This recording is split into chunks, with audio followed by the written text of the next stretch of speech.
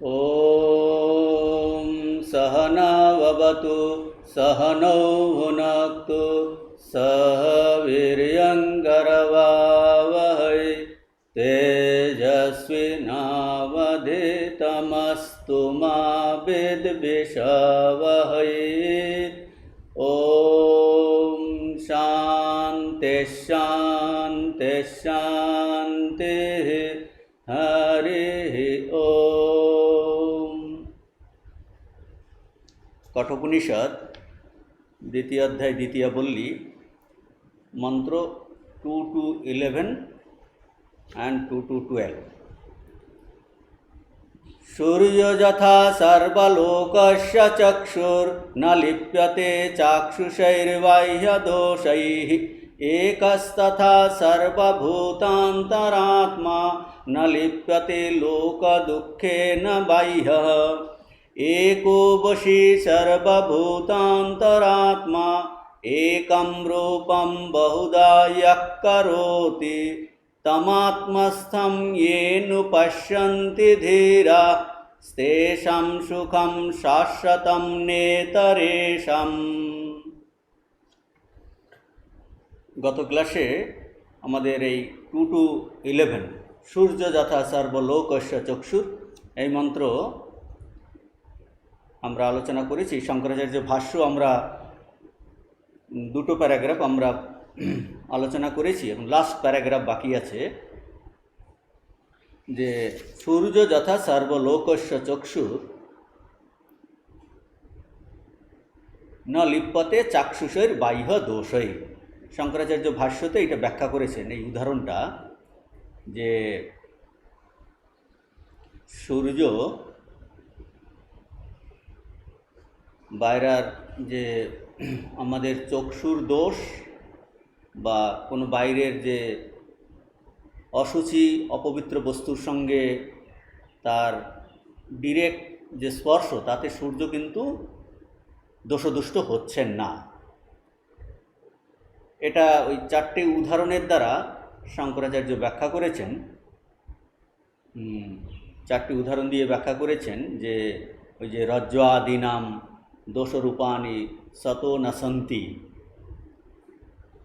আর বলছেন যে লাস্টে আগে যে পর্যন্ত আমরা আলোচনা করেছি সংসর্গিনী বিপরীত বুদ্ধি অধ্যাস নিমিত্তাৎ তৎ দোষবৎ বিভাবন্তে।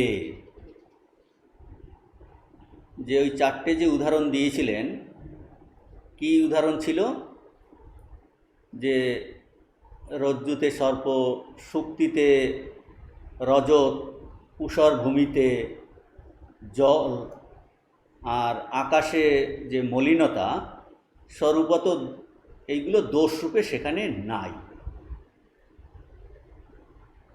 দোষরূপে নেই। অর্থাৎ কিনা কি বোঝাচ্ছে রজ্জু প্রভৃতি ওই সর্পাদি দোষে দুষ্ট হয় না। অর্থাৎ সর্পদোষ রজ্জুকে স্পর্শ করতে পারে না, মরীচিকার জল বালিকে ভেজাতে পারে না, মলিনতা আকাশকে দুষ্ট করতে পারে না। তো প্রকৃতপক্ষে ওইসব দোষের দ্বারা এরা দুষ্ট নয়। কিন্তু কেন এই রকম দেখা যাচ্ছে? বলছে মানুষ এই বিপরীত বুদ্ধিরূপ অধ্যাস হয়, অর্থাৎ একটা মিসপারসেপশন হয়, একটা ভ্রান্তি জ্ঞান হয়। এটাই শঙ্করাচার্য এই লাস্টে বলেছেন সংসর্গিনী। শঙ্কর বলছেন যে প্রকৃতপক্ষে ওই দোষের দ্বারা রজ্জু প্রভৃতির কোনো সম্পর্ক নেই, কিন্তু দোষবৎ প্রতীত হচ্ছে, মনে হচ্ছে যেন সংস্পর্শ আছে। যেমন আমরা ওই আলোচনা করেছি যে কখনো কখনো অন্য উদাহরণ হয় যে আকাশকে নীল আকাশ বলি, আসলে আকাশ তো নীল নয়, কিন্তু এই নীল আকাশ এরকম ব্যবহারও দেখা যায়, নীল দেখতে পাচ্ছি, কিন্তু সেটা বলছে এটা কিন্তু এই আকাশে কোনো এই রকম রূপগুণ নেই, কিন্তু তা সত্ত্বেও নীল দেখতে পাচ্ছি। এটা একটা ভ্রান্ত অনুভব। এই নীল রঙের দ্বারা আকাশ কিন্তু স্পৃষ্ট হচ্ছেন না। এইটাই বোঝাচ্ছেন। এই সংসর্গিনী যে শব্দ ইউজ করেছেন শঙ্করাচার্য, সংসর্গিনী মানে এই রকম যে ব্যক্তি দেখে, মানে এই রজ্জু প্রভৃতির সঙ্গে যে মানুষের ইন্দ্রিয়াদির সংস্পর্শ সংসর্গ হয়। যদি আমি দেখি বা আপনি দেখেন, মরুভূমিতে যান বা কখনো বিকালবেলা আকাশের দিকে তাকালে যেন আকাশ একদম মলিন হয়ে গেছে, বা এরকম যদি বলে সংসর্গিনী মানে কি, যে ব্যক্তি, যে মানুষের এই ইন্দ্রিয়াদির সংসর্গ হয়, অর্থাৎ এই রকম সংসর্গবান মানুষে তার কি হয়, এইরকম একটা বিপরীত বুদ্ধি হয়। এটাই বলছেন ওই অংশের ভাষ্যতে, যে রজ্জু প্রভৃতির সঙ্গে যে সংসর্গবান মানুষে এই রকম বিপরীত বুদ্ধিরূপ অধ্যাস নিমিত্তই এই রকম যে একটা মিসকনসেপশন, মিসপারসেপশন, এটা এইরকম একটা যে দেখা যাচ্ছে, যে এই সংসর্গবান মানুষে বিপরীত বুদ্ধিরূপ অধ্যাস নিমিত্তই বা আরোপ বশতই আমরা এটা ওটার উপর আরোপ করছি। আকাশের উপর যেন নীল রং আরোপ করছি, রজ্জুতে সর্প আরোপ করছি, সেরকম বলছে রজতে ঝিনুকে আমরা রজত আরোপ করছি, মরুভূমিতে আমরা সেখানে বালি, সেখানে জল আরোপ করছি। আরোপ বশতই সেই রজ্জু প্রবৃত্তি এই দোষবান রূপে প্রকাশ পায়, দোষবান রূপে মনে হয় প্রকাশ পায়, দোষবান রূপে প্রকাশ পাচ্ছে, সেটা এখানটায় বলছেন বিভাববন্তে, দোষবাদ রূপে এটা দেখা যাচ্ছে, দোষবান প্রকাশ পাচ্ছে। অ্যাকচুয়ালি কিন্তু এটা ভুল ধারণা। তারপর লাস্টের অংশে বলেছেন শঙ্করাচার্য, ন তদ্দোষই তেষাম লেপ, বিপরীত বুদ্ধি অধ্যাস বাইহা হি তে।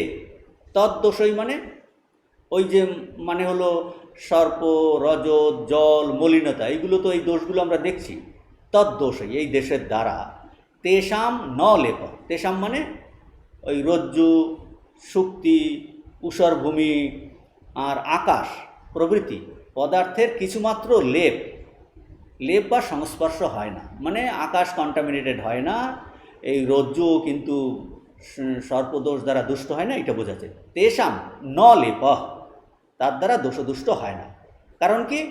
কারণ বলছেন না তদ্দোষই তেষাম লেপ, তার কারণটা পরে বলছেন, বিপরীত বলছি, বলছেন যে কারণ সেই সকল পদার্থ, অর্থাৎ ওই রজ্জু, রজত, না রজ্জু, তারপরে ঝিনুক, এছাড়া এই বিপরীত বুদ্ধি অধ্যাসের বাইরে, অর্থাৎ এই ভ্রান্তি অধ্যাসের অতীত, অর্থাৎ এইগুলো অধ্যাসের অনাশ্রয়, অধ্যাস একে কিছু করতে পারবে না। এই বিপরীত বুদ্ধিরূপ অধ্যাস হয়েছে কার? ওই দ্রষ্টা পুরুষে, এবং তার ফলে এই যে ভ্রান্তি দর্শন হচ্ছে। প্রকৃতপক্ষে রজ্জু তো রজ্জুই আছে, রজ্জু কিন্তু বলছে আমি তো রজ্জুই আছি, তো সেরকম শুক্তি তো শুক্তিই আছে, সে তো আর রজত হয়ে যায়নি।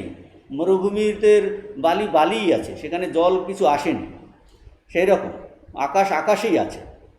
সেটা বলছে অধ্যাসের অনাশ্রয়, এই ভ্রান্তি অধ্যাসের অতীত, এরা ভ্রান্তি অধ্যাসের অতীত, অধ্যাসের অনাশ্রয়। অর্থাৎ এটা আমাদের একটা অন্তঃকরণে একটা এই যে বৃত্তি, একটা ভুল বৃত্তির জন্য বাইরে ওই বস্তু সকলের সত্তার কোনো পরিবর্তন হয় না। আমাদের অন্তঃকরণে যে আমি দেখছি সংসর্গিনী পুরুষ, তার ভিতরে অন্তঃকরণে এরকম একটা বৃত্তি উঠেছে। এই বৃত্তির জন্য কিন্তু অ্যাকচুয়ালি বাইরের ওই রজ্জু কখনো সর্প হয়ে যায়নি, মরুভূমিতে জলও হয়নি, আকাশে মলিনতাও হয়নি। এইটা বলছেন যে অন্তঃকরণের বৃত্তির জন্য বাইরের ওই বস্তু সকলের সত্তার কোনো পরিবর্তন হয়নি। এই পর্যন্ত আমাদের গত ক্লাসে আলোচনা হয়েছে। আর এ পর্যন্ত কী ছিল? এ পর্যন্ত হলো ওই শঙ্করাচার্য ওই দৃষ্টান্ত ব্যাখ্যা করলেন। এখন আসছে প্রকৃত প্রসঙ্গ। কি প্রকৃত প্রসঙ্গ? প্রকৃত প্রসঙ্গ হলো আত্মা আর লোকের দুঃখের প্রসঙ্গ, এর মধ্যে কী সম্পর্ক। এখন এই অংশের ভাষ্যতে শঙ্করাচার্য বলছেন যে তথা আত্মনি সর্বলোক ক্রিয়াকারক ফলাত্মকম বিজ্ঞানম সর্পাদি স্থানীয়ম বিপরীতম অধ্যস্য তন্নিমিত্তম জন্ম মরণাদি দুঃখম অনুভবতি। বলছেন কি যে এখন কি এই ওই উদাহরণটা এখন আমাদের ক্ষেত্রে অ্যাপ্লাই করবে যে আমি হলাম প্রকৃত স্বরূপে কি, আমি হলাম আত্মা, যে কিনা ওই উদাহরণের ক্ষেত্রে কী হবে, রজ্জুস্থানীয়। আমি হলাম স্বরূপত আত্মা, যে কিনা ওই রজ্জুস্থানীয়। আর পুরো জগৎটা কী হবে, পুরো জগৎ হলো সর্পস্থানীয়। সর্পস্থানীয় আমরা এই বহুত্ব দেখছি, এই দুঃখ কষ্ট দেখছি। বলছে পুরো জগতের মধ্যে আরও কী কী এসে যাবে, পুরো জগতের মধ্যে আমাদের এই শরীর, ইন্দ্রিয়, এই মন এর রূপ সংঘাত, আর বহু প্রকারের যেই সুখবৃত্তি, দুঃখবৃত্তি, এই সমস্ত কিছু ইনক্লুড হয়ে যাবে, এই সমস্তই এসে যাবে। তাহলে আমি আমি প্রকৃত করে যিনি আত্মা, ওই রজ্জুস্থানীয়, আর পুরো জগৎ হলো সর্পস্থানীয়। তখন কি বলছে এখন ভাষ্যতে, তথা আত্মনি, তথা মানে সেই রকম আত্মাতে, মানে ওই উদাহরণের সঙ্গে তুলনা, তথা সেই রকম আত্মাতে সর্বলোকঃ, বলছে সব লোক, সব লোক কারা, মানে বলছে সব অজ্ঞানী জীব, কি ক্রিয়াকারক ফলাত্মকম, এই জগৎ কি, জগৎটাকে বলছেন যে এই জগৎ কি, এই জগৎ হলো ক্রিয়াকারক ও ফলরূপ। এই যে প্রপঞ্চ, যে এটাকে জগৎ, এখানে আছে ক্রিয়া আছে, কারক আছে, 6টা কারক আছে, তার মধ্যে একটা ক্রিয়া আছে, আর কি তার ফলাত্মক, তার ফল আছে। অর্থাৎ প্রপঞ্চ হলো ক্রিয়াকারক ও ফলরূপ। আর বিজ্ঞানম কি, তার, অর্থাৎ এই জগতের বিজ্ঞান, অর্থাৎ এই যে জগতের ক্রিয়াকারক ফলাত্মকম রূপ যে জগৎ, তার যে অনুভব, ক্রিয়াকারক ফলাত্মকম রূপ যে জগৎ, তার যে জ্ঞান, তাকে বলছেন বিজ্ঞানম, ক্রিয়াকারক ফলাত্মকম বিজ্ঞানম,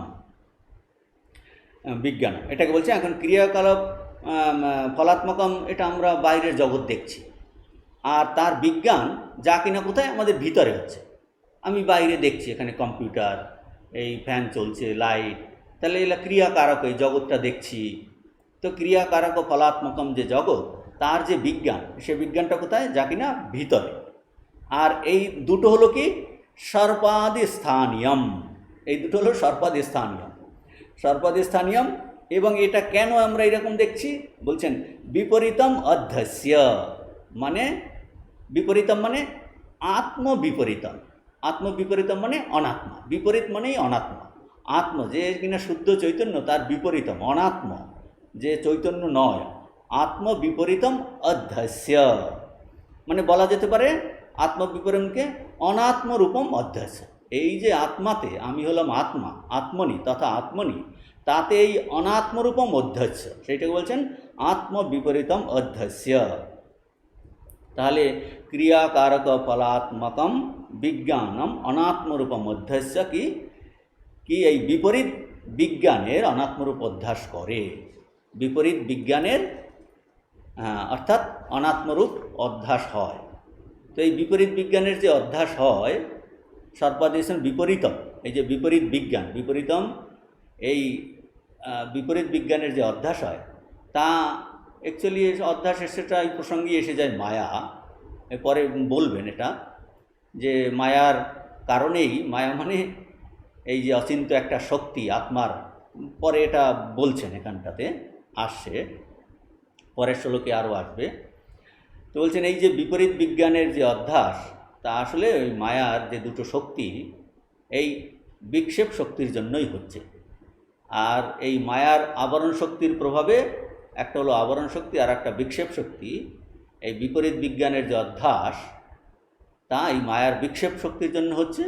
আর এই মায়ার আবরণ একটা শক্তি, তার প্রভাবে আমরা কি ওই অনাত্মাকে, বিপরীত বিজ্ঞানকে সত্য বলে মনে করছি, আসলে সেটা মিথ্যা জ্ঞান, মিথ্যাটাকে সত্য বলে মনে করছি, তারপর এই বিপরীত জিনিসগুলো দেখছি। সেটাকে বলছেন কি, বিপরীতগুলো জিনিস দেখছি, এই দুঃখ কষ্ট প্রথমে আবৃত হয়ে গেল আবরণ শক্তি, যে এই এটাকে সত্য বলে মনে করছি, তারপরে এই আবৃত হওয়ার পরে তৎ নিমিত্তম, তন্নিমিত্তম মানে এই মিথ্যা পদার্থকে সত্য বলে ধারণা করার ফলে উদ্ভূত এই যে দুঃখ, দুঃখের অনুভব হয়, সেটা বলছেন তন্নিমিত্তম মিথ্যা পদার্থকে সত্য বলে ধারণা করার ফলে উদ্ভূত যে দুঃখের অনুভব, সেটাকে বলছেন কি, জন্ম মরণাদি দুঃখম অনুভবতি, বলছেন জন্ম মরণে দুঃখ অনুভব করে। তাহলে এই অংশের অর্থ কি দাঁড়ালো? তথা আত্মনি সর্বলোক ক্রিয়াকারক ফলাত্মকম বিজ্ঞানম সর্বাদিস্থানীয়ম বিপরীত মধ্যস্য তন্নিমিত্তম জন্ম মরাদি দুঃখম অনুভবতি। এর অর্থ এইরকম হবে যে সেইরূপ তথা সেইরূপ সমস্ত লোক, অর্থাৎ কিনা এই অজ্ঞানী জীব কি করে, আত্মাতেও সর্বাদি স্থানীয় এই যে ক্রিয়াকারক ও ফলাত্মক বিপরীত বিজ্ঞানের অধ্যাস করে, যে এখানে ক্রিয়া আছে কারণ এইরকম বিপরীত বিজ্ঞানের অধ্যাস করে, সেই অধ্যাস করার ফলে সেই অধ্যাস নিমিত্ত জন্ম মরণ প্রভৃতি দুঃখ অনুভব করে,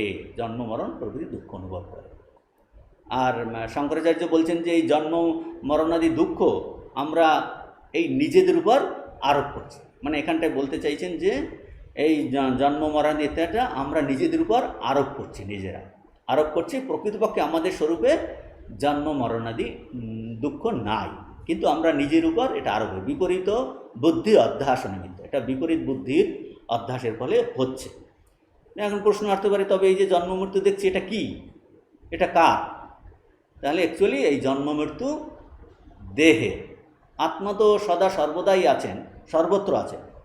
আমাদের এরকম আমি জন্মেছি, আমি মরব, এই ভাবগুলো তাহলে কি? এইরকম প্রশ্ন আমাদের সবসময় হন্ট করে। এগুলি অজ্ঞানের কথা মাত্র, বোঝবার ভুল, কেবল পাগলামি মাত্র এগুলো। তো এইটাই বলছেন যে এই রকম। আর তবে এই যাওয়া আসার অর্থটা কি হচ্ছে? যাওয়া আসার অর্থটা এটাই হচ্ছে যে আমাদের এই মনের নানাবিধ পরিণামভূত, এই সূক্ষ্ম মনেরই এটা একটা ভ্রম, এটা একটা মনের সূক্ষ্ম শরীরের ভ্রম, যে মনের এই নানাবিধ পরিণাম প্রসূত যে ভ্রম মাত্র, বিপরীত বুদ্ধি অধ্যাস। স্বামীজি এই অমৃতত্ব বলে স্বামীজির একটা জ্ঞানযোগী লেকচার আছে, ইমমর্টালিটি, সেখানে অনেকগুলো উদাহরণ দ্বারা স্বামীজি এটা বোঝাচ্ছেন। বলছেন আকাশে চাঁদের উপর দিয়ে এই মেঘ যাচ্ছে, মনে হয় এই মেঘ ছুটি ছুটি যাচ্ছে, মনে হচ্ছে চাঁদ এখান থেকে ওখানে যাচ্ছে, কিন্তু বাস্তবিক পক্ষে মেঘেই চলছে, চাঁদ যাচ্ছে না। কিন্তু এইরকম আমাদের ভ্রান্তি দর্শন হয়। আমরা কেউ রেলে যখন যাই, রেলগাড়িতে প্রচণ্ড গতিতে দৌড়াচ্ছে, বাইরের গাছপালা জল সেগুলো দেখে সেগুলো যেন দৌড়চ্ছে মনে হচ্ছে।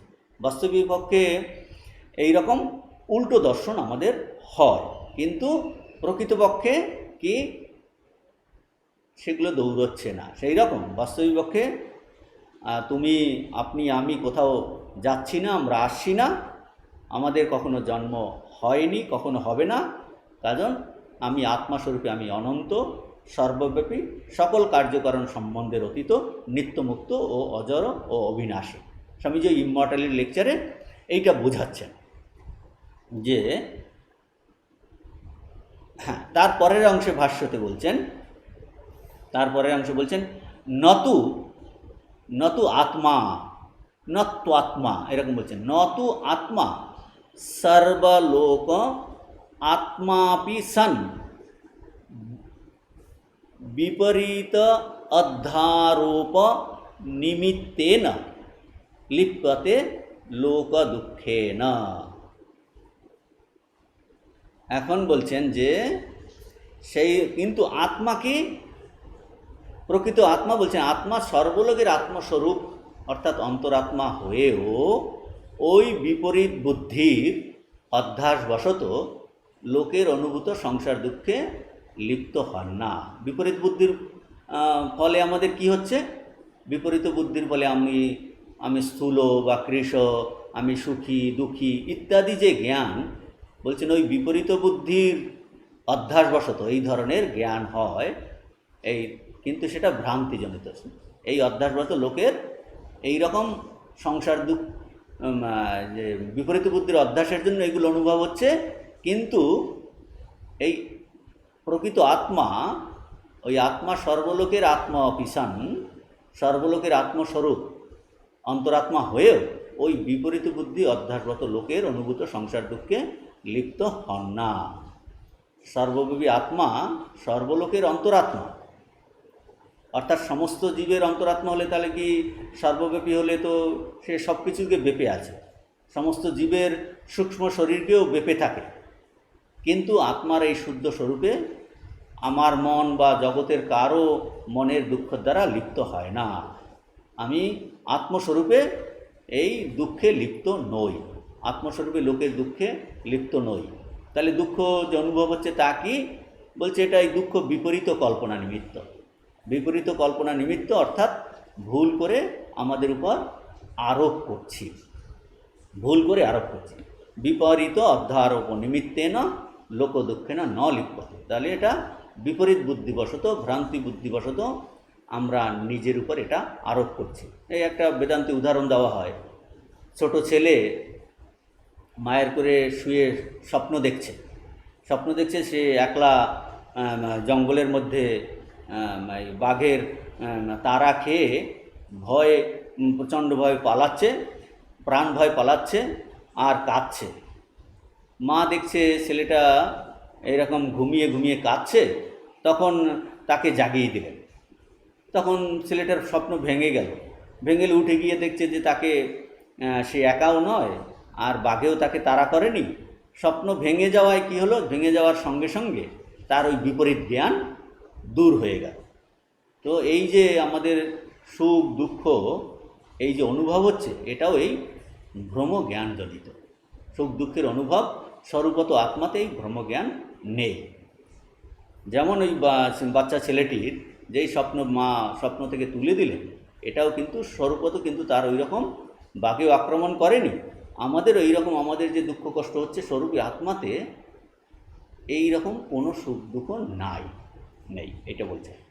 এখন শঙ্করাচার্য পরবর্তী অংশে ভাষ্যতে বলছেন, কুতঃ বাহ্য রজ্জ্বাদিবৎ এব বিপরীত বুদ্ধি অধ্যাস বাহ্য হি স ইতি। বাহ্য হি স ইতি। হ্যাঁ, শঙ্কর নিজেই প্রশ্ন তুলছেন যে কুতঃ অর্থাৎ কেন আমি মনের দুঃখে লিপ্ত হব না, অর্থাৎ আত্মা লোক দুঃখের দ্বারা কেন দুঃখী হবে না বা লিপ্ত হবে না। উত্তর দিচ্ছেন কুতঃ প্রশ্ন করছেন ও উত্তর দিচ্ছেন বাহ্য, কারণ আমি আত্মা তদ অতীত, আমি আত্মাস্বরূপে তদ অতীত, তার অতীত মানে মনের অতীত অর্থাৎ রজ্জু প্রবৃত্তির ন্যায় রজ্জাদিবৎ এব, রজ্জু প্রবৃত্তির ন্যায় এই আত্মা বিপরীত বুদ্ধির অধ্যাসের অতীত, এর সঙ্গে সম্পর্কহীন। আগের উদাহরণে যেমন রজ্জু তো রজ্জুই আছে, যে সংসর্গিনী পুরুষ তার ওই ভুল দেখার জন্য রজ্জুতে কোনো পরিবর্তন নাই, তাতে কোনো দোষও আসেনি, মরুভূমিতে জলও আসেনি, ওটাই সংসর্গিনী পুরুষের বিপরীত বুদ্ধি অধ্যাসের জন্য। সেই রকম এখানেও বলছেন রজ্জু প্রবৃত্তির ন্যায় আত্মা বিপরীত বুদ্ধি অধ্যাসের অতীত, তার সম্পর্কহীন, অসঙ্গ, এর সঙ্গে কোনো সম্পর্ক নাই। মানে আমরা ওই উদাহরণে ভালো বুঝতে পারি যে রজ্জু কখনো স্বরূপত সর্প হয় না, কিন্তু ভ্রমবশত বিপরীত বুদ্ধি অধ্যাসবশত সর্পের ন্যায় ভাবি। এতে প্রমাণিত কি হয়? প্রমাণিত হয় যে নিরুপাধিক যে ব্রহ্ম বা আত্মা এই সমস্ত অধ্যস্ত সুখ দুঃখাদির অতীত, এইটা কিন্তু প্রমাণিত হবে। আর এই সুখ দুঃখাদি কোথায় আসলে উৎপন্ন হয় বলছে, এই অবিদ্যার কারণে আমাদের যে অবিদ্যায় প্রতিবিম্বিত চৈতন্য, সেখানে তাকে বলা হয় জীব। সেখানে প্রথমেই আমি এই যে স্ফুরণ হয়, আমির স্ফুরণ হয়, এটাকে বলে প্রতিবিম্বিত চৈতন্য সম্বন্ধেই এই আমি সুখী দুঃখী ইত্যাদি শব্দ ব্যবহার করা হয়। যে একজন অজ্ঞানী বলে আমি দুঃখী, কেননা আমি এটা দুঃখের অনুভব করছি, কিন্তু জ্ঞানী কি বলবে? বলছেন আমি দুঃখী নই, কেননা আমি দুঃখীকে সে তার এটা যে দুঃখ যদি আলাদা থাকে সেটা একটা অবজেক্ট সেটা একটা অবজেক্ট বলে আমি দুঃখী নই, কেননা দুঃখকে বিষয়রূপে সে অবজেক্ট বলছে, আমি তো অবজেক্ট নই, আমি হলাম সে নিত্যশুদ্ধ মুক্ত আত্মা। দুঃখ একটা অবজেক্টিভ অনাত্মা বস্তু, বলছেন সেটা একটা অবজেক্ট, আর আমি হলাম কি নিত্যশুদ্ধ ইটারনাল সাবজেক্ট, নিত্য বিষয়ী। আমি বিষয়ী, আমি আত্মারূপে, তার কোনো দুঃখ নাই। তাহলে কি সিদ্ধান্ত দাঁড়ালো? সিদ্ধান্ত দাঁড়ালো যে এই আত্মাতে অবিদ্যা অধ্যস্ত, আর এই অধ্যস্ত পদার্থ সবসময় এটা উড়ে এসে যেন জুড়ে বসেছে, একটা অধিষ্ঠানের উপর যেন আরোপিত হয়েছে। আর এটা যেটা আরোপিত হয় সেই অধ্যস্ত পদার্থ মিথ্যা হয়ে থাকে। যেমন রজ্জুতে সর্প অধ্যস্ত, সর্প মিথ্যা, সর্প নেই, এটা ভ্রম জ্ঞান। মরুভূমিতে জল অধ্যস্ত, সেটা জল মিথ্যা। আকাশে নীল রং অধ্যস্ত, সেটা নীল রং মিথ্যা। সুতরাং আত্মাতেও এই উদাহরণ দ্বারা বলতে চাইছেন ঋষিদের অনুভব যে প্রকৃতপক্ষে আমাদের আত্মাতে বাস্তবিক পক্ষে পরমার্থত কোনো এইরকম অবিদ্যা নাই। এই জন্য জীব যে অবিদ্যার অধ্যাসের জন্য যে দুঃখ অনুভব করে, আত্মাতে সেই দুঃখ থাকতে পারে না।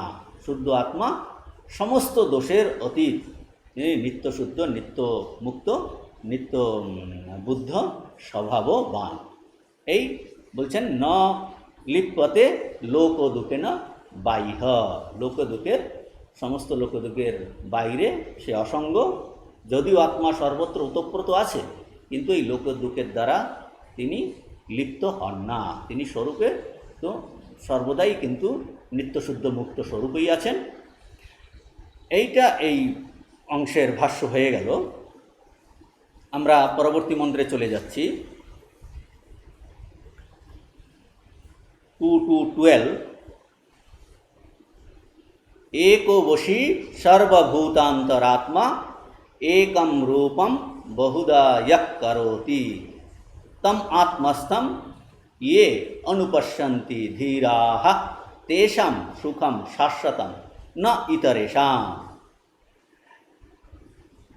তো এই পূর্ব মন্ত্রের সঙ্গে কানেকশনটা কীরকম?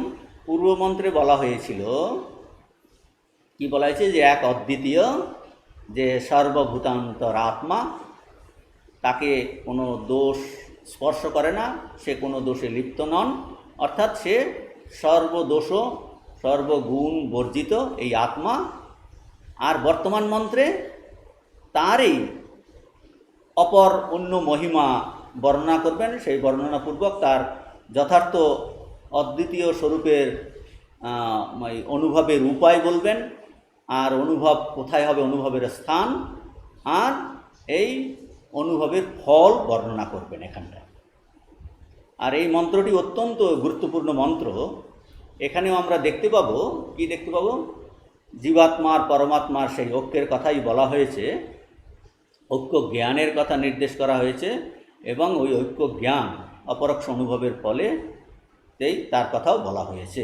পুরো বেদান্তের তত্ত্বে, পুরো বেদান্তের এই তত্ত্ব এখানটায় এই মন্ত্রতেও প্রকাশিত। আগেও একটা মন্ত্রে আমরা এভাবে আলোচনা করেছিলাম যে এই জীবাত্মা পরমাত্মার ঐক্য বর্ণনা বেদান্তে উপনিষদ সাধারণত দুটো পদ্ধতি অবলম্বন করেন।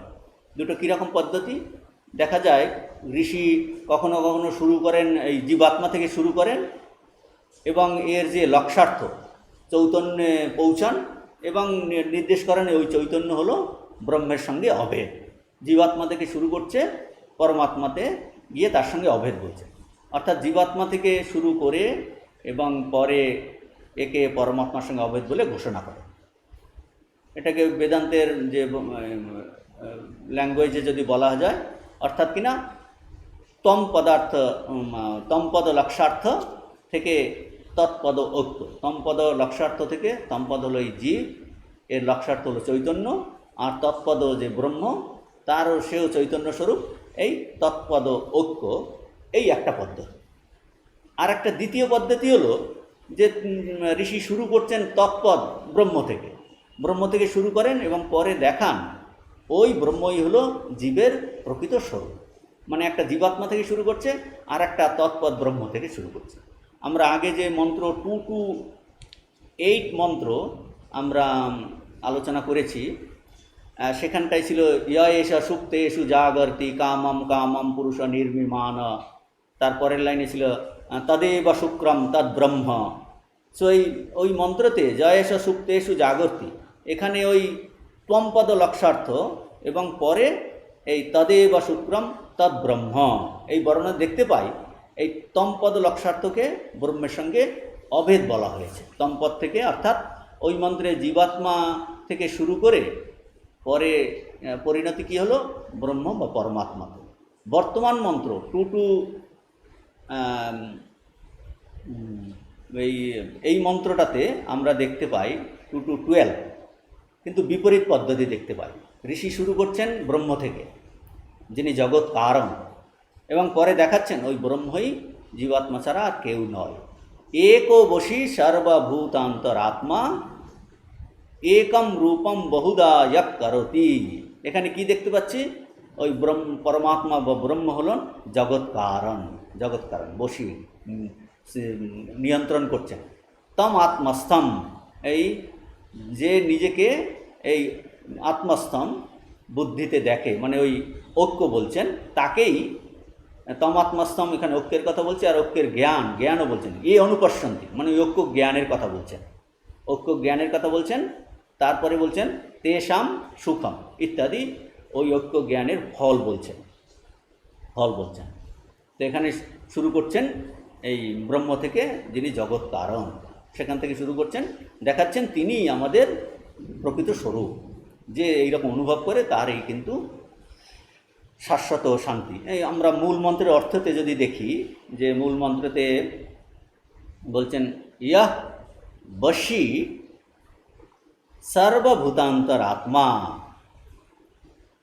ইয়ঃ বশী সর্বভূতান্তরাত্মা, যিনি সকলের নিয়ন্তা।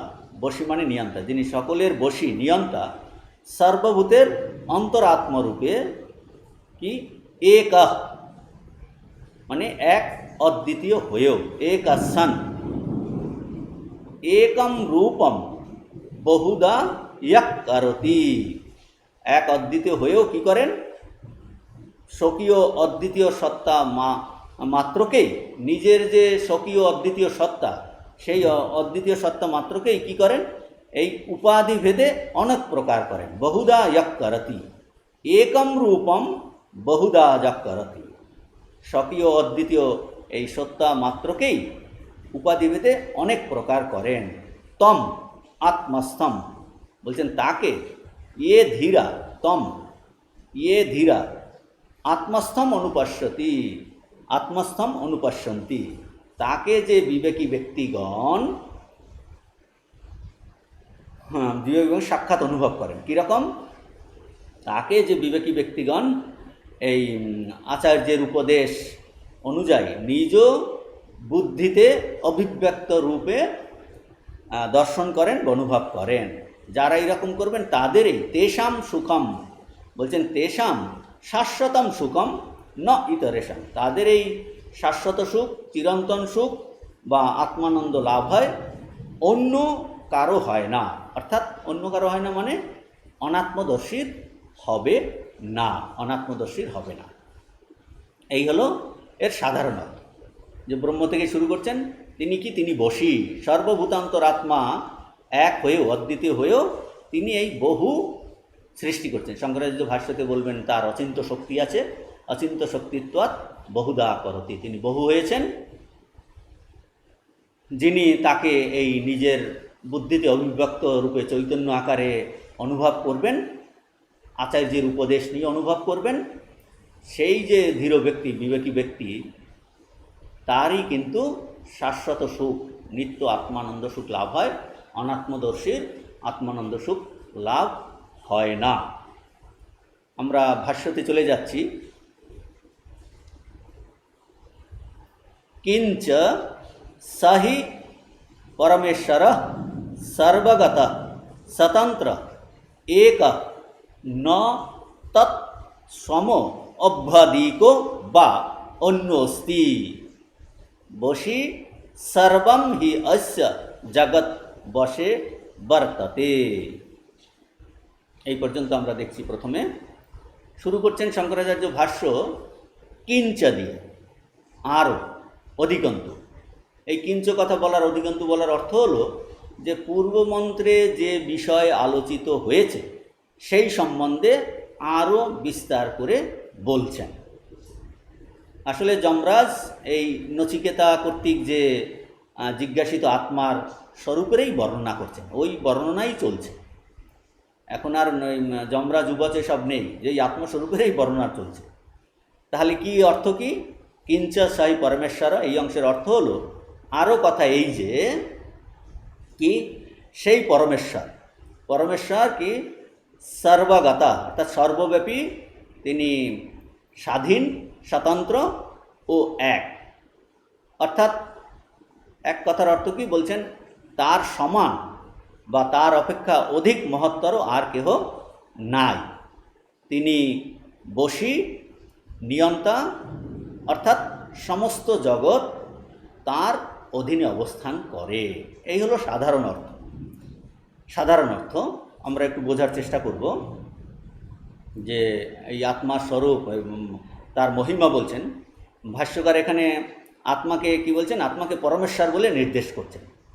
পরমেশ্বর মানে এক তত্ত্বকেই এই আমরা বিভিন্ন নামে জানি। এক তত্ত্বকে বিভিন্ন নামে মানে এক তত্ত্বকে এই আত্মা, ঈশ্বর, পরমেশ্বর, ব্রহ্ম, এই বশী, নিয়ন্তা, এই রকম এই বিভিন্নভাবে জানা যায়, বিভিন্নভাবে বর্ণনা করা হয়। এটা কীরকম? ওই এক ব্যক্তি অফিসে, সে যদি একজন বড় অফিসার, এক্সিকিউটিভ ইঞ্জিনিয়ার, তার নাম হলো তার নাম সুবোধ ব্যানার্জি।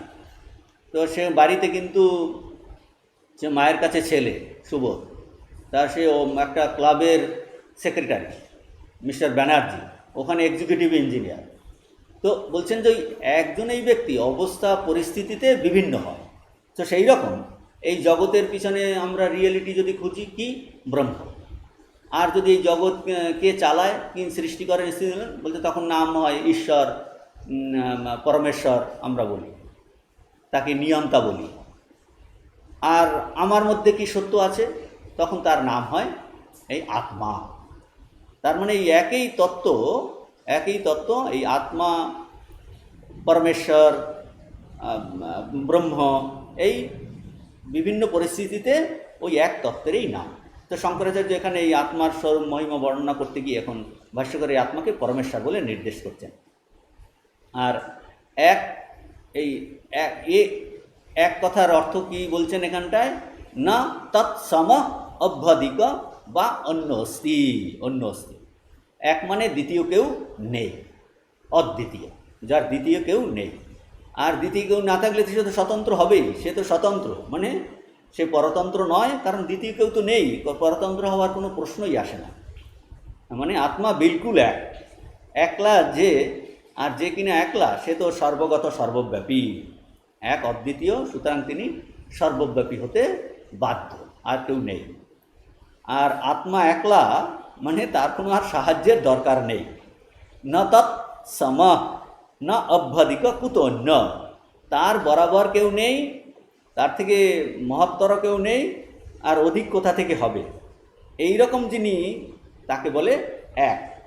এই জাফরের গানে আছে এইরকম, सोचा समझा देखा भाला तू जैसा कोई ना ढूंढ निकाला, अभी आज समझ में आया जफर की जो कुछ है तो तू ही है। বলছেন দেখা ভালা তু জয়সা কই না ঢুন নিকালা, মানে তার সমান আর কেউ নেই। আমরা ভাগবতে শ্রীকৃষ্ণের জীবনীতে আছে যে যখন ভগবানের মতো একটা সন্তান চাইছে, যে তখন বলছেন সে খুঁজে দ্বিতীয় কেউ তাকে খুঁজে পায়নি। দেবকীর প্রার্থনা তার মতো খুঁজে পায়নি, তখন ভগবান শিব নিজেই শীলাদি সম্পন্ন আর কাউকে খুঁজে না পেয়ে নিজেই তার সন্তান হিসাবে জন্ম নিয়েছেন। সেরকম বলছেন যে তার সমান আর কেউ নেই। এক কথার অর্থ শঙ্করাচার্য এখানে করছেন, না তৎসম অভ্যাধিক বা অন্য অস্তি, তার সমান তার বরাবর আর কেউ নেই, তার থেকে মহত্তর কেউ নেই। তো বলছেন এই রকম যিনি এক, তার অধিক কোথা থেকে হবে, এই রকম যিনি এক। আর কাজেই এই আত্মাদেব বলছেন এই পরমেশ্বর খুবই মজাদার মানুষ। মানুষ মানে মজাদার বস্তু বা চিজ। মজাদার কি মানে এ কি করছে, মজাদার কেন? বলছেন ইনি এই পরমেশ্বর আত্মা, ইনি সমস্ত জীব জগৎকে নিজের বশে রেখেছেন। এই জন্য তাকে বলছে বশী। বশী কেন? মানে তিনি থাকলে জগৎ থাকে, না থাকলে জগৎ থাকে না। এই জগৎ প্রকাশের জন্য আত্মার উপর নির্ভরশীল, তাই বশী। আত্মা সকলকে নিয়ন্ত্রণ করে, তার হুকুমে সমস্ত জগৎ চলছে। বৃহদারণ্যক উপনিষদে আছে এই যে যস্য প্রশাসনে গার্গী সূর্য চন্দ্রামসৌ বিধৃতৌ তিষ্ঠত। যাজ্ঞবল্ক্য গার্গীকে বলছেন, হে গার্গী, এই অক্ষরের প্রশাসনে সূর্য চন্দ্র বিধৃত হয়ে অবস্থিত আছেন, এরকম বলছেন। সে অতএব এই পরমাত্মা পরমেশ্বর এই এক এক মানে বিজোড়, অদ্বিতীয়, অনুপম, তার তুলনা, দ্বিতীয় কোনো তুলনা নাই, সর্বোপরি এক। আর তিনি কি করেন? বলছেন এই সবাইকে বসে রাখেন, বসে রাখেন সর্বদেশ সর্বকাল সর্ববস্তু। তিনি শাসনকর্তা, নিয়ন্ত্রণ করা, শাস্তা বলে নিয়ন্ত্রণকর্তা। গীতাতে আছে যে গতির ভর্তা প্রভু সাক্ষী নিবাসা শরণম শরীফ, ওই আইডিয়াগুলো দিচ্ছেন। শাসনকর্তা সমস্ত জগৎকে বশীভূত করেন। আর কাজেই তার দুঃখ এই না থাকবার, অর্থাৎ লোক দুঃখে লিপ্ত না হবার, এটাও একটা কারণ। কারণ আমরা জগতে সাধারণ অর্থে যে পরাধীন ব্যক্তির দুঃখের সীমা থাকে না, আমরা জানি যে পরাধীনতার দুঃখ সর্বলোক প্রসিদ্ধ। এই পরমাত্মা যখন সমস্ত জগৎকে বশীভূত করেন বা সমস্ত জগৎ তার বশীভূত, আর তিনি নিজে তো স্বতন্ত্র, কাজেই তার দুঃখ থাকতে পারে না। লোকদুঃখে না বাহ্য, বলছে সে লোকের দুঃখে, সেই তো সমস্ত জগৎকে শাসন করছে, সমস্ত জগতে তার অধীন, কাজেই তার আর কি করে দুঃখে থাকবে? তিনি তো স্বতন্ত্র, তার দুঃখ না থাকারই কথা, তার কথাও বোঝা যাচ্ছে। এখন প্রশ্ন আসছে, প্রশ্ন হতে পারে যে আত্মাকে পরমাত্মাকে কেন এই বশী বলেছেন, অর্থাৎ সমস্ত জগৎ পরমাত্মার অধীন কেন, যে কিভাবে সমস্ত জগৎকে তিনি শাসন করেন সেটাই বলছেন। কুতঃ, শঙ্করাচার্য ভাষ্যতে বলছেন কুতঃ, উত্তর দিচ্ছেন সর্বভূতান্তরাত্মা, অর্থাৎ কুতঃ বশী, কেন তাকে বলা হলো, বশী বলা হলো? উত্তর সর্বভূতান্তরাত্মা, যে পরমাত্মা বশী কেন? যেহেতু তিনি সর্বভূতের অন্তরাত্মা, তাকে শাসনকর্তা কেন বলেছে? যে সর্বভূতের অন্তরাত্মা। প্রশ্ন আসছে, এই পরমাত্মা কোথায় বসে জগৎকে শাসন করছেন? কোথায় বসে শাসন করেন? এর রাজধানীটা কোথায়, ক্যাপিটালটা কোথায় বলুন না। পরমাত্মা কোথায় বসে সমস্ত এই বিশ্ব ব্রহ্মাণ্ডকে, এত চতুর্দশ ভুবনকে শাসন করছেন? এর ক্যাপিটাল কোথায়? বলছেন ইনি হৃদয়ে বসে আছেন। এর রাজধানী স্বর্গে নয়, এর রাজধানী ব্রহ্মলোকে নয়, বৈকুণ্ঠেও নয়, এর রাজধানী আমাদের হৃদয়ে। এইটা বলছেন সর্বভূতান্তরাত্মা।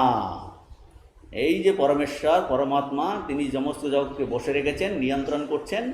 কেন তাকে বশী বলা হচ্ছে? বলছেন সর্বভূতান্তরাত্মা, তিনি আমাদের হৃদয়ে বসে ভিতর থেকে নিয়ন্ত্রণ করছেন, বাইরে থেকে নিয়ন্ত্রণ নয়। বাইরে থেকে নিয়ন্ত্রণ করেন না, ভিতর থেকে নিয়ন্ত্রণ। পরমাত্মা সর্বভূতান্তরাত্মা হয়েই এই জগৎকে বশে রেখেছেন। বৃহদারণ্যক উপনিষদে এই একটি অন্তর্যামী ব্রাহ্মণ আছে, অন্তর্যামী ব্রাহ্মণ আছে, সেখানে এই নিয়ন্তার বর্ণনা আছে, তাকে বলা হচ্ছে অন্তর্যামী। অন্তর্যামীটাই হলো এই নিয়মনের হেতু। এরকম মন্ত্র আছে, ইয়ঃ পৃথিব্যাম তিষ্ঠন ইয়ো পৃথিব্যাম অন্তর ইয়ম পৃথিবী ন বেদ যস্য পৃথিবী শরীরম यह पृथिवीम अंतरो यमय तेषा ते आत्मा अंतर्जामी अमृतः। এর অর্থ, সাধারণ অর্থ এরকম হবে, যিনি পৃথিবীতে থেকে পৃথিবীকে নিয়মন করেন, পৃথিবীটা যার শরীর, পৃথিবী দেবতা যাকে জানে না, যিনি অন্তর্বর্তী রূপে থেকে পৃথিবী দেবতাকে নিয়ন্ত্রণ করেন, তিনি অন্তর্যামী ও অমর, তিনি তোমার আত্মা।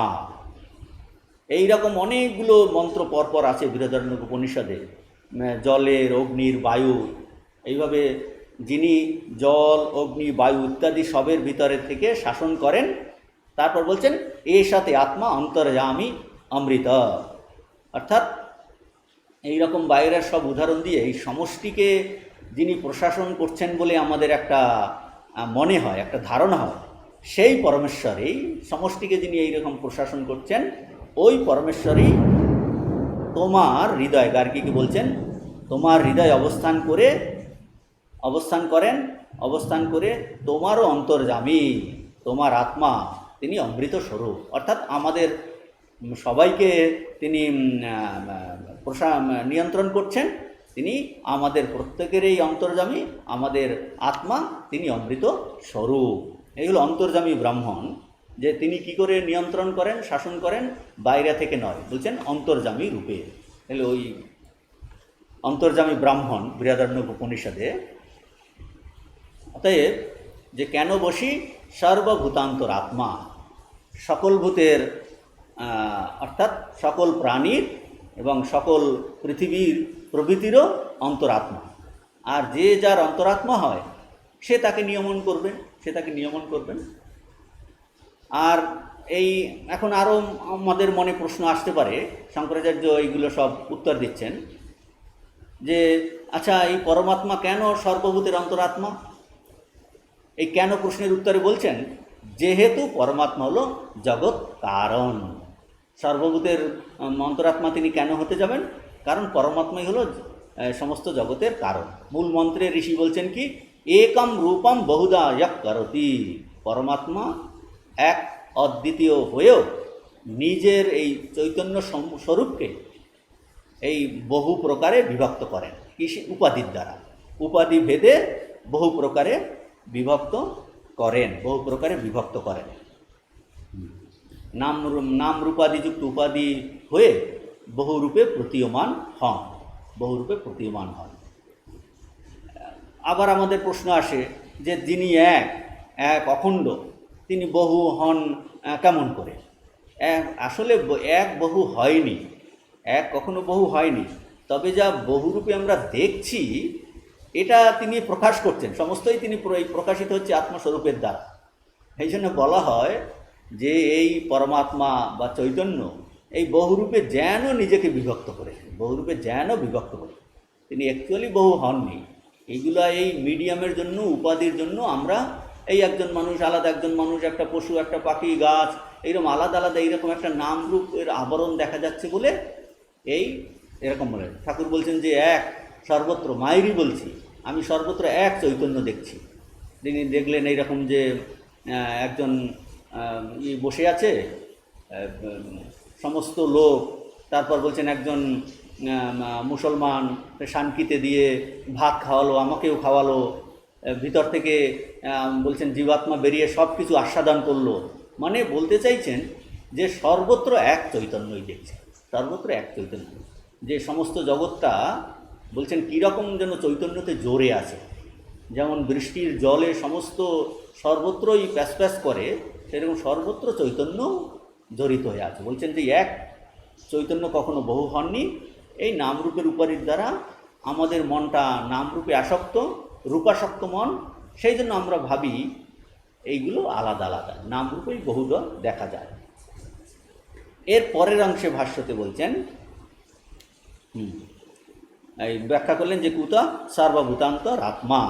তারপর বলছেন যত একমেব সৎ একরসম আত্মানম বিশুদ্ধ বিজ্ঞান ঘন রূপম নাম রূপাদি অশুদ্ধ উপাধি ভেদ বশেন বহুধা অনেক প্রকারম ইয়ঃ করতি। এই পরবর্তী অংশের ভাষ্য বলছেন যতঃ, শুরু করছেন মানে যেহেতু, যেহেতু কি মানে এই কারণের জন্য, নিম্নোক্ত কারণের জন্য পরমাত্মাকে সর্বভূতের অন্তরাত্মা বলা হচ্ছে। পরমাত্মাকে সর্বভূতের অন্তরাত্মা বলা হচ্ছে কেন? কারণ প্রশ্ন ছিল যে পরমাত্মা কেন সর্বভূতের অন্তরাত্মা, সেই জন্য উত্তর দিচ্ছেন যতঃ মানে নিম্নোক্ত কারণের জন্য এই পরমাত্মাকে সর্বভূতের অন্তরাত্মা বলা হচ্ছে। কি সেটা? একমেব সৎ, ওই অংশের ভাষ্য এক রসম আত্মানম। বলছেন কি এর অর্থ? যেহেতু তিনি এই পরমাত্মা পরমেশ্বর এক হয়েও ওই নিজের সেই এক রূপকেই, যে যে চিরন্তন, সে কীরকম? চিরন্তন এক রস, তার স্বরূপ চিরন্তন এক রস, স্বীয় এই বিশুদ্ধ জ্ঞান স্বরূপকে, এই জ্ঞান স্বরূপকে অর্থাৎ নিজেকে, সেই রকম যে আত্মা, এই বিশুদ্ধ জ্ঞানস্বরূপ একরস আত্মা, সে নিজেকে কি করছে?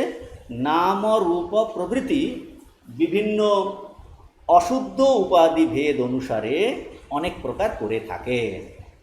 একমেব সৎ একরসম, বলছেন একরস, যাতে কোনো ধরনের ভেদ নেই, স্বগত ভেদ নেই, সমস্ত ভেদ রহিত আত্মানম বিশুদ্ধ বিজ্ঞান রূপম, যে এই কিরম আত্মানাম, সে বিশুদ্ধ বিজ্ঞান রূপম, বিশুদ্ধ জ্ঞানস্বরূপ এই নিজ স্বরূপকে নামরূপ প্রবৃত্তির দ্বারা, এই বলছেন জ্ঞানস্বরূপম নামরূপাদি অশুদ্ধ উপাধি, বলছে এই নামরূপগুলো হলো অশুদ্ধ উপাধি, বহুত্বটাই তো অশুদ্ধ।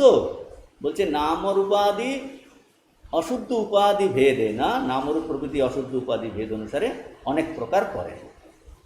তো এই বলছেন যে পরমাত্মা কীভাবে বহুধা হয়েছেন, বহুধা করছেন, অনেক প্রকার করেন। বলছেন এই তার কারণটা বলছে যে স্ব আত্মসত্তা মাত্রে না, আত্মসত্তা মাত্রে না। বলছে এইভাবে কীভাবে করলেন, এক বহু হলেন, এক কীভাবে বহু করলেন, তার কাছে কি ম্যাজিকটা আছে, তার কাছে কি ম্যাজিকটা আছে? বলছেন স্ব আত্মসত্তা মাত্রে না, স্ব আত্মসত্তা মাত্রে না অচিন্ত শক্তিত্বা, কারণ তিনি স্বরূপতই অচিন্ত শক্তি সম্পন্ন, অচিন্ত শক্তিত্বা, তিনি স্বরূপতই অচিন্ত শক্তি সম্পন্ন, অর্থাৎ আত্মা নিজ সত্তার দ্বারাই, স্ব আত্মসত্তা মাত্রে না, আত্মা নিজ সত্তার দ্বারাই, নিজ সন্নিধি মাত্রেই তার অচিন্ত শক্তির দ্বারা বহু সৃষ্টি করেন, বহু সৃষ্টি করেন। অচিন্ত শক্তি কেন বলা হয়েছে? এই যে অচিন্ত শক্তি, এটাকেই বলছে মায়া হলো অচিন্ত শক্তি, মায়াকে অচিন্ত বলা হয়। কারণ মায়াকে এই যুক্তির দ্বারা তাকে ডিফাইন করা যায় না, নির্বচন করা যায় না, তাই মায়া শক্তিকে এই বুদ্ধির দ্বারা চিন্তা করা যায় না, এই কারণে তাকে অচিন্ত বলে। শঙ্করাচার্য বিবেক চূড়ামণিতে এইগুলো বর্ণনা করেছেন যে মায়াকে আমরা ডিফাইন করতে পারেন না, বলা যাবে না তিনি সৎ কি, তিনি সৎ কি অসৎ বা সদাসৎ, কোনোটার দ্বারাই নির্বাচন করা যায় না। এই জন্য বলছে অচিন্ত শক্তিত্বা, এই নিজ সত্তার দ্বারাই, নিজ সন্নিধি মাত্রেই অচিন্ত শক্তির দ্বারা বহু সৃষ্টি করেন। তাহলে এই এ পর্যন্ত এই পরমাত্মার বর্ণনা করলেন। যে এই অংশের ভাষ্য থেকে আমরা কি বুঝলাম, যে এই জিনিসগুলো এখানটাই বলেছেন যে পরমাত্মাকে কেন সর্বভূতের অন্তরাত্মা বলে, যেহেতু তিনি নিজ শুদ্ধ চৈতন্য স্বরূপকে বহু প্রকার করেছেন, যেন বহুধা করেছেন। কিভাবে? উপাধি ভেদ বসে, উপাধি ভেদে বহুধা করেন। তিনি পরমাত্মা তো আসলে বহু আত্মা হন নাই, বহু উৎপাদন করেন না, কিন্তু এই নিজ মায়ার দ্বারা নামরূপ এই ক্রিয়া উৎপাদন করেন। নামরূপ ক্রিয়া আমরা আগের ভাষ্যতে এটা বলেছেন, নামরূপ ক্রিয়াত্মকম। তো নামরূপ ক্রিয়ার দ্বারা এই তিনি এই বহু উৎপাদন করেন। এই সমষ্টি নামরূপ ক্রিয়া এটাই হলো মায়া, সমষ্টি রূপ নাম ক্রিয়াকে বলে মায়া। সেই নামরূপ ক্রিয়া এটা কি? এটা হলো জড়, এটা হলো অনিত্য, এটা অশুদ্ধ এবং বহু। আর আত্মা স্বরূপত কি? বিশুদ্ধ চৈতন্য স্বরূপ, কিন্তু মায়ার দ্বারা অর্থাৎ নাম ও রূপাদি উপাধি ভেদে কী করেন, ভিন্ন ভিন্ন বলে মনে হচ্ছে। যেমন একই আকাশ, ঘট গৃহ প্রভৃতি ভেদে ঘটাকাশ গৃহাকাশ প্রভৃতি ভিন্ন ভিন্ন হয়, সেই রকম জগতের নাম রূপ প্রভৃতি উপাধিগুলিকে আত্মা নিজ মায়াশক্তির দ্বারা সৃষ্টি করেন, এবং সেই আত্মাই নিজেকে যেন সৃষ্টি করে নিজেকে যেন বহু প্রকার করেন বলা হচ্ছে। নিজেই সৃষ্টি করেন, সেই জন্য সেই আত্মাই নিজেকে বহু করেন বলে এইভাবে বলা হচ্ছে। তাহলে কি হলো, তাহলে যেহেতু নিজেই সৃষ্টি করছেন সমস্ত কিছু মায়ার দ্বারা, কাজেই এই আত্মাই হলো সকল ভূতের এই বহুত্বের কারণ, সকলের অন্তরাত্মা, সকলের অন্তরাত্মা। তিনি কারণ, কারণ কিন্তু এই কার্যের অন্তরাত্মা হয়, কারণ হলো কার্যের অন্তরাত্মা। এখন আরও প্রশ্ন আসতে পারে, আচ্ছা আত্মা যদি এই সমস্ত এই এক স্বরূপকে বহু করেন, আত্মা যদি নিজের স্বরূপকে বহু করেন, তাহলে তো আত্মা কর্তা হবে, কর্তৃত্ব সিদ্ধ হলো।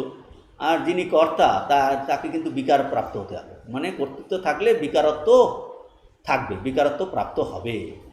এই আশঙ্কা দূর করার জন্যই শঙ্করাচার্য বলছেন স্ব আত্মসত্তা মাত্রেণ, আত্মসত্তা মাত্রেণ অচিন্ত শক্তিত্ব, অর্থাৎ আত্মা সত্তা মাত্রেই, নিজ সন্নিধি মাত্রেই নাম রূপ প্রভৃতি সৃষ্টি করেন, এই কথা বলছেন। অন্য জায়গায় বলেছেন এই দেবস্য অয়ম স্বভাব, মানে এই ব্রহ্মের আত্মা অয়ম স্বভাব কি বলছে, এই নাম রূপে বহু হওয়া এটাই হলো তার স্বভাব, অটোমেটিক্যালি হচ্ছে, মানে তার কোনো কর্তৃত্ব নেই, সন্নিধি মাত্রেই তিনি থাকারই যেন বহু হচ্ছেন। বলছেন আত্মা নিজের সত্তা মাত্রে এখন কীরূপে বহু সৃষ্টি করেন সেটাই বলছেন এই অচিন্ত শক্তিত্ব। আত্মার অচিন্ত শক্তি আছে, এই মায়া তার অচিন্ত শক্তি, সেই অচিন্ত শক্তি বলে, অচিন্ত শক্তির দ্বারা, অচিন্ত শক্তি বলে তিনি বিকারপ্রাপ্ত না হয়েই এই বহু সৃষ্টি করেন। তাহলে পরমাত্মা মায়ার দ্বারা, মায়া শক্তির দ্বারা অনেক প্রকার জগৎ সৃষ্টি করেন। কাজেই এই কার্য জগৎ বহু দেখা গেলেও এই পরমার্থত তাতে কিন্তু কর্তৃত্বও নাই, তার বিকারত্ব নেই, বিকারত্বও নেই। এর পরের ভাষ্যতে আছে এই 2 to 12 যে ভাষ্য আমরা আলোচনা করছি, তার প্রথম প্যারাগ্রাফের এই যে লাস্টের অংশ, প্রথম প্যারাগ্রাফের তম, এখান দিকে এই যে উপাধি ভেদেন বহুধা প্রকারম ইয়ঃ করতি স্ব আত্মসত্তা মাত্রেণ অচিন্ত শক্তিত্ব তম আত্মস্থম সশরীর হৃদয় আকাশে বুদ্ধৌ চৈতন্য আকারেণ অভিব্যক্তম ইত্যেতৎ নহি শরীরস্য আধারত্বম আত্মনা আকাশবৎ অমূর্তত্বৎ আদর্শস্থম মুখমিতি যদ্বা। বলছেন যে এর পূর্বে যে ভাষ্যকার ব্যাখ্যা করলেন যে আত্মা নিজ সত্তার দ্বারাই তার নিজস্ব অচিন্ত শক্তিতে অনেক প্রকার সৃষ্টি করেন।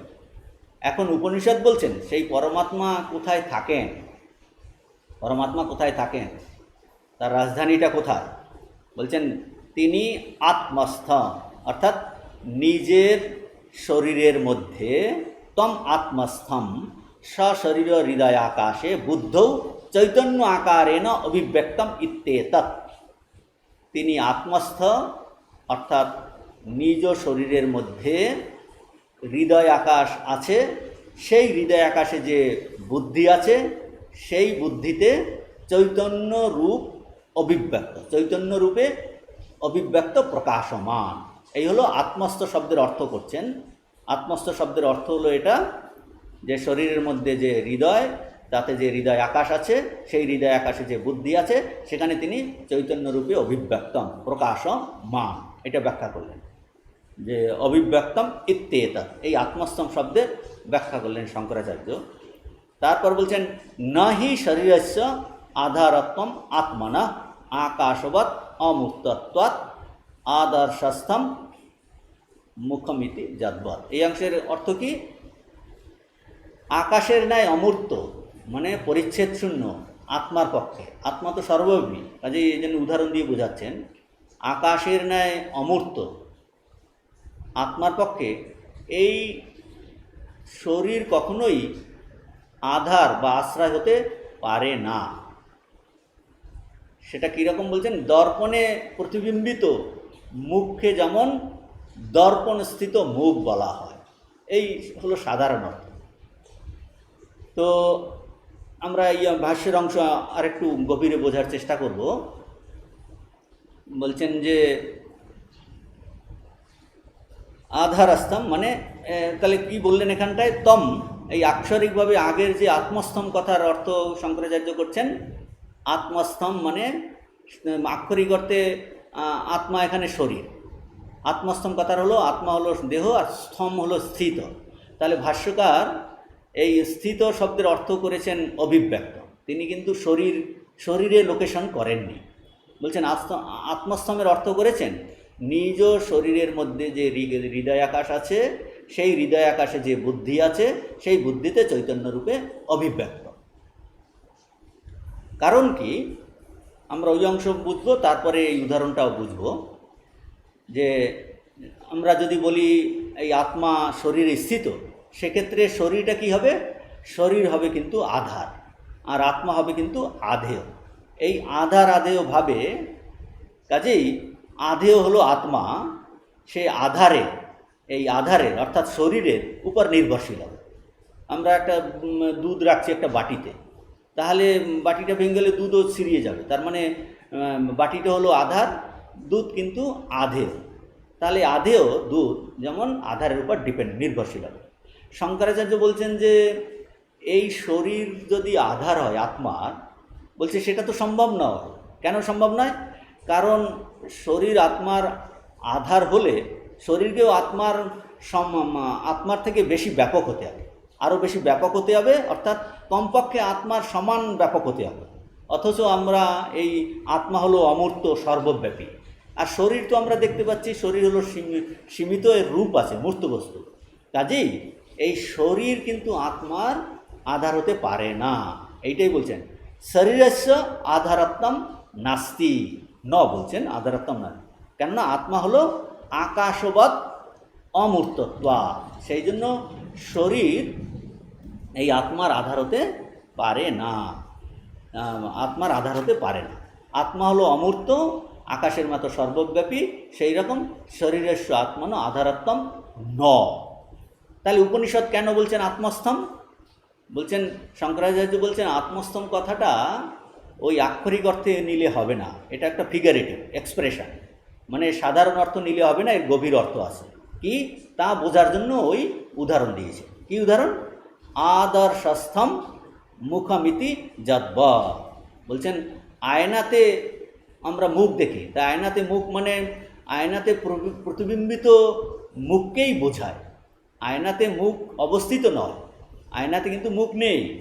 আয়না ভেঙে গেলে মুখ তো মুখেই থাকে, আয়না ভেঙে গেল, ওটা একটা মিডিয়াম, কি ম্যানিফেস্টিং মিডিয়াম, বলছেন ম্যানিফেস্টেড, সে মুখটা সেখানে অভিব্যক্ত হচ্ছে, মুখ সেখানে কিন্তু স্থিত নয়। সেইরূপ বুদ্ধিতে এই অখণ্ড চৈতন্য স্বরূপ যে আত্মা প্রতিবিম্বিত হয়, সেই প্রতিবিম্বিত হওয়াই আত্মার আত্মস্থ হওয়া। আত্মস্থ মানে এই বুদ্ধিতে এই চৈতন্য প্রতিবিম্বিত হলো। চৈতন্য তো সর্বত্র বিদ্যমান, কিন্তু আমি সর্বত্র আমরা তাকে অনুভব করতে পারি না, কিন্তু আমরা নিজ বুদ্ধিতে সাক্ষী চৈতন্যরূপে বুঝতে পারি, ধারণা করতে পারি। এইটাই বলছেন চৈতন্য আকারে না অভিব্যক্তম নাহি শরীরস্য আধারত্বম, শরীর কিন্তু তার আধার হতে পারে না আত্মার, যেহেতু এটা আকাশবৎ অমূর্তত্বাৎ, তার কোনো রূপ নেই, তিনি সর্বব্যাপী। উদাহরণ দিয়ে বলছে আধারস্তম মুখমিতি, কাজে এটা ফিগারেটিভ ইউজ, এইটা বুঝতে হবে। তো আমরা এই মন্ত্রের দ্বিতীয় অংশের ভাষ্য আমরা পরের ক্লাসে করব। এখন এখানে শেষ করছি। এই সেকেন্ড প্যারাগ্রাফ, এই 2 to 12 মন্ত্রের দ্বিতীয় প্যারাগ্রাফ, ভাষ্য দ্বিতীয় প্যারাগ্রাফ আমরা পরের ক্লাসে করব। আজ এখানে শেষ করছি। ওম শান্তি। शान्तिः हरिः ॐ तत्सत् श्रीरामकृष्णार्पणमस्तु।